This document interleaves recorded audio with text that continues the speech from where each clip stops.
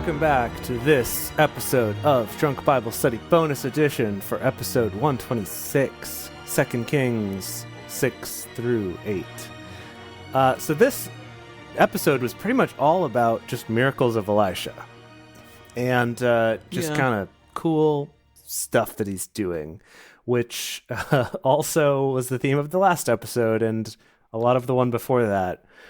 What I did find out in trying to look into this a little bit is that one thing is that while Elijah is considered the bigger deal theologically because he ascends into heaven without dying, and that's super cool.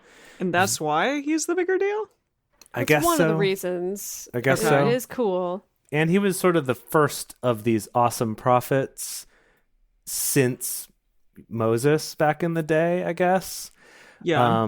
I found some stuff kind of comparing him to Moses, talking about things like a lot of the miracles that he does being very similar to the stuff that Moses does, including even parting the waters of the river right at the end before he dies. So it seems like that's kind of a thing, kind of pointing out that he's sort of part of that line of succession of having cool powers. But that the justification that I found, which I'm like, actually this makes some sense, is that Elisha requested to have a double portion of Elijah's spirit when he died. Oh, so he was like, I want to be like you, but times 2. And so he does twice as many, quote, minor miracles. So, like, the big deal stuff's kind of the same, but he does a lot more flashy stuff because he's got that double portion. Now it all makes sense. He's like the double stuff Oreo. But does a little miracle mean even just making a kid get resurrected? Is that like a mini miracle? Miracle-Lite? Well, Miracle Whip? No, I think that's a legit miracle. But I think the point is that he does that once, and Elijah also did that once. Like, he parted the water once, Elijah also parted the water once. Yeah. But then all these fun little things like curing leprosy and giving people leprosy and blinding armies. Axe heads. He's got axe heads, whatever. Okay. Yeah, he's got a double portion of those. Okay. That's fine. Good for him, I guess. Interesting. So that's what you looked up? Stuff about Elijah? No, so actually the stuff I tried to look up was about Elisha and the blinding the army.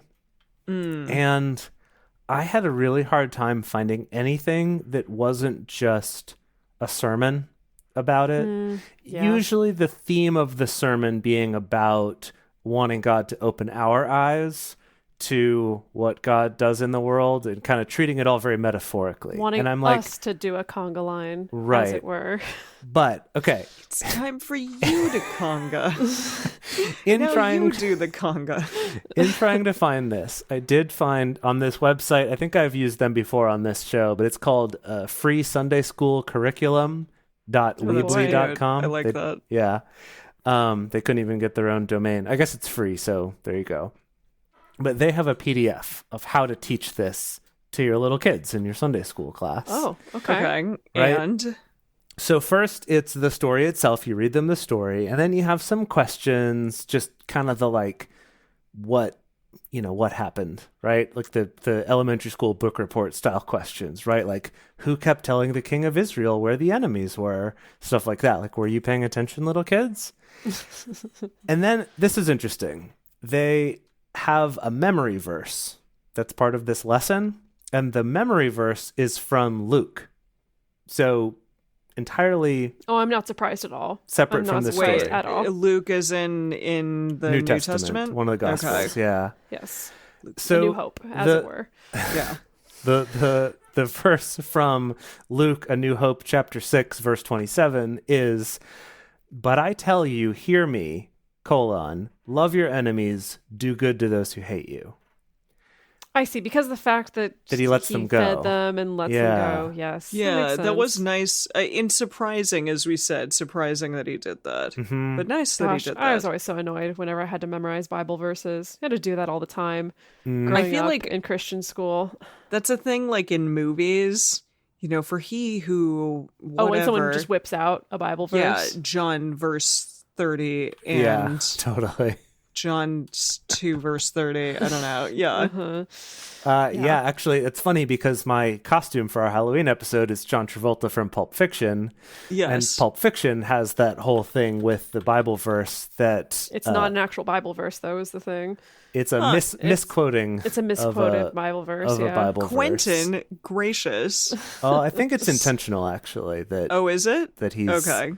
Well, I mean, if you think about our two main characters, now this is becoming Drunk Pulp Fiction study, but if you think about our two main characters, we're introduced to Samuel L. Jackson and John Travolta, who are these hitmen, but are also like a little bit doofusy. Yeah. Right? That, like, Samuel L. Jackson keeps misquoting the Bible, and John Travolta in the first scene has his whole thing about, like, in Paris, they don't call a quarter pounder with cheese a quarter pounder with cheese. He's like, because, they have the metric systems. They don't know what the a quarter pounder... whoops. Because they have the metrics... yeah, whoops. Because they have the metric system. They don't know what the heck a quarter pounder is. Yeah, quoting Tarantino movies on a podcast where we're not supposed to drop the F-bomb is maybe not that's a problem. practice. Yeah. A little challenging. Right, yeah. It's the whole Royale with cheese thing, right? So we're kind of painting them to be a little bit like they think they're a lot smarter than they are, maybe. I see. So I think it kind of fits. Anyway, to come back to this Sunday school lesson here, the craft activity is making... the craft activity, like, obviously. Obviously, for the kids. Yeah. Okay, so you have make them a all conga line. You have them all make little swords and shields out of cardboard, and then you line them up and you do a conga line. And they have... Wait, seriously? They have a picture here. What real? Wait, hold on. Wait, you're not joking right now. So, okay, I'm extrapolating a little bit here. So there's a sword and shield pattern that you print out, and the little kids make them. But right on the page across from that on the PDF, there's this picture of 3 soldiers with spears and armor with their eyes closed, with their hands on the shoulder of the person in front of them, exactly like Dedeker described. It's like a trust exercise. And then at the front of the line is Elisha with the last hand on his shoulder in the front, and he's looking at the camera, at like the picture, kind of like, see what I'm doing here? Is that supposed to be the Sunday school teacher who is playing the part of Elisha? And you, like, lead the kids around? I don't know if you're actually... It doesn't say specifically to do that activity, but the fact that you have that picture there and then you have this exercise of making swords and shields, come on. What does that teach you about the Bible? I was going to say, what's the lesson we're supposed to draw from this? It's right. Be nice to your enemies. That's right. That's what it is. Right, but so it's this picture of Elisha smiling at the camera, as it were, leading these enemies, and the caption at the bottom says, Elisha leads the enemy right into the Israelites' hands. Wow. But he's like smiling about it. That's not what he did, though. Yeah, he's like, look at how cunning I am. Goodness. I'll have to post a picture of that in the Facebook group, because that's pretty good. Funny. Wow. All right, what do you got? I'll talk about cannibalism and children. This is good. Good. Yeah, some fun stuff. So I looked at 2 different things. Bibbleword.net. It doesn't have the E on the end. Oh, so it really is Bibbleword. Bibbleword. And thetorah.com. So, it says parents eating their children, the Torah's curse and its undertones in medieval interpretation. So essentially, yes, as we said, apparently also in Leviticus and Deuteronomy, they talked about eating babies. So it was in both. Gotcha. In both, really? I thought it was just Deuteronomy. Okay, cool. No, I guess, in both, in Leviticus. Yeah, what does this say? Okay, Leviticus 26:9. I will look with favor upon you and make you fertile and multiply you, and I will maintain my covenant with you. And then it says, conversely, if the Israelites disobey, God will punish them with terrible curses, including the death of their own children. I will loose wild beasts against you, and they shall bereave you of your children. Gosh. But the most terrible instantiation... I've been drinking. The most terrible instantiation of the curse of child death comes in verse 29, where the parents themselves eat their children. Yeah. Leviticus 26:29, you shall eat the flesh of your sons and the flesh of your daughters. But the best part is when it says, but you won't share it with your neighbor. That was the most, what? Yes. Deuteronomy makes the same threat, but much more graphically. You shall eat your own issue, the flesh of your sons and daughters that Yahweh your God has assigned to you, because of desperate straits to which your enemy shall reduce you. Great. Wow. Yeah. Good. Yeah, wow. So it does talk about it in here a lot, which I get because it basically goes on to discuss the fact that children are both like the best parts. They can be, the biggest blessings of a person's life, but also if they get to a place of, such need and such depravity, I guess, through a variety of ways, then these kids are going to get eaten. Wow. They're going to get eaten by their parents. Whoa. And this bibleword.net says, is 2 Kings 6:29 about cannibalism? And it basically boils down to, for lack of a better word, yes, it is about cannibalism. In this chapter, there's a long list of curses for this is Deuteronomy. Yes, as you said earlier, Jace, in this chapter, there's a long list of curses for disobedience and eating one's own children.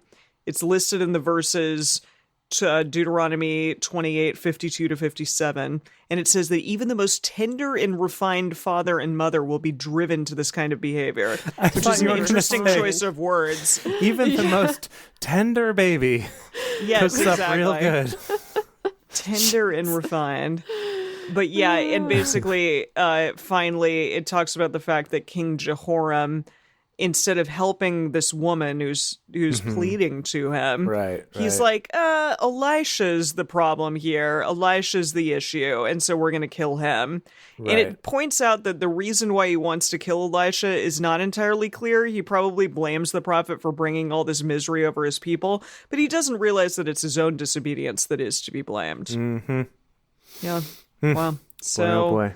Basically, cannibalism is mentioned in the Bible. And I didn't realize that it was a warning by Moses, so that if the people of Israel would turn their backs on God, things would get so bad that eventually people would eat their own children. Yeah, right. Yeah, that was Yahweh's warning. It was through Moses, though. I forgot that part. Yeah. Yeah, I didn't remember that either. So, wow. Yeah, again, as my mother pointed out in the chat when we were doing our live episode, I don't know how you teach this to Sunday school kids, and I'm assuming you don't. I never learned about baby eating in Sunday school, so instead you make crafts, little crafts where you make swords and shields, and then you do a conga line while you're marching to your presumed death with Elisha. Yes, right, exactly. Fun. But you're actually just going to eat and drink. It's going to be fine.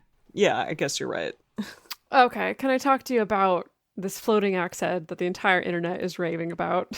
Oh, really? Is this one's been blown up? Okay, I will say, why? I'm quite surprised compared to some of the stuff that I've had to look up for this show, that a lot of people are talking about this axe head that keeps floating up.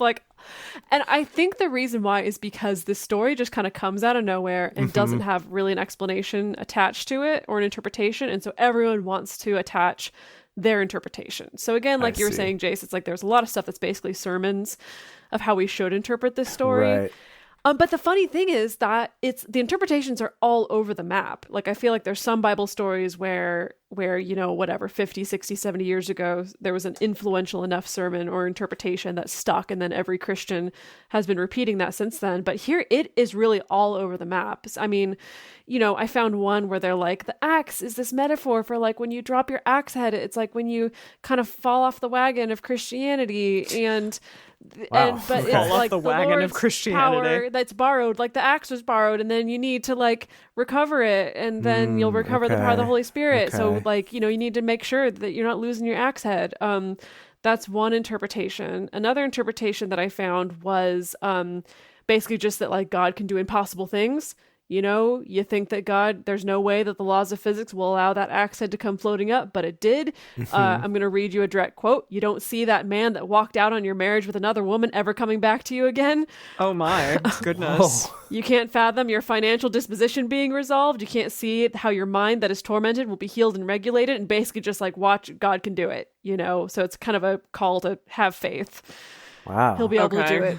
Moving along, another one is, again, kind of like, you got off course because you dropped your axe and you need to put your faith back in God to get the axe head back. But did you find any articles that explained about the magnets? Just hold on. Okay. I didn't get any magnet conspiracy theories, unfortunately. Okay. Sadly. I found one person who wrote a blog post that was basically like, there's a story in the Bible, and like, I found an axe head once in the woods, and just kind of like, and you're like, cool story, bro. Just kind of like wandered off into their own story about finding this rusty axe head. That's amazing.